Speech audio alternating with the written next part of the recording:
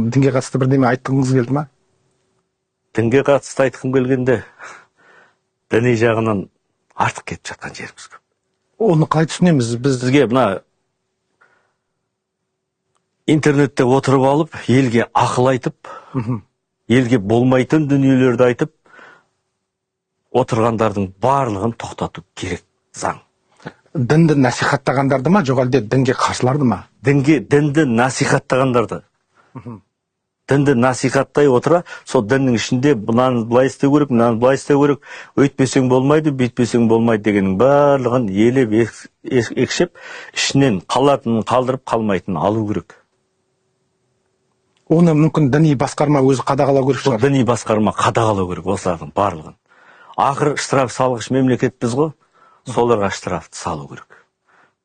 Елге дұрыс нәрсе айтпадың ба?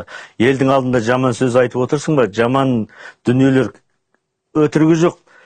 Дінде жүріп, төсек туралы әңгіме айтып, елге үгіт насихат жүргізіп отырады.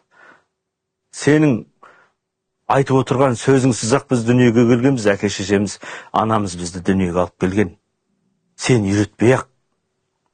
Сондықтан сондайды үйретіп отырған діни жағынан келіп өзінше елге ақыл айтып отырған молдалардың барлығын бірдей тоқтату керек.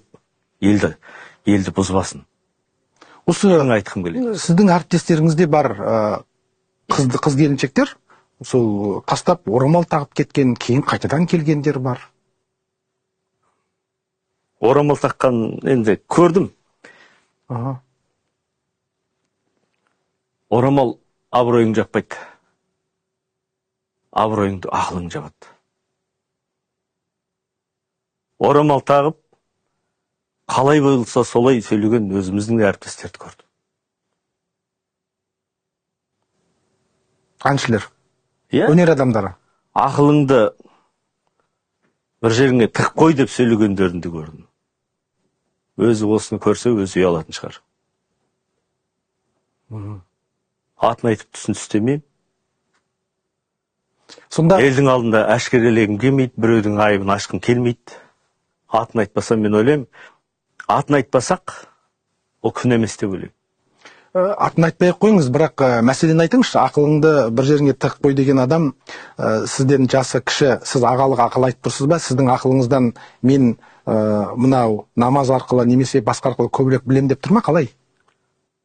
Енді ол жерде ән айтқан кезде жаңағыдай орамал тағып, жаңағы дүңкілдеткен ән айтып сөйтіп жүрді, өз көрінбей кетіп сөйтіп жүрді. Сосын мен енді ақылымды айттым, саған жаным ашиды, қандай әншісің, қандай өнерің деген, қандай керемет.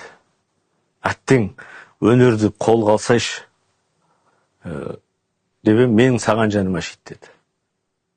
Неге дедім? Сен намаз оқымайтының ба деді. Мүмкін мен намаз оқымайтыныма кінәлі шығармын. Бірақ мен әр адам, менің түсінігімде, әр адам өзіне молда ғой. Ақылды адамның молдалығы молдадан артық болатын кездері болады.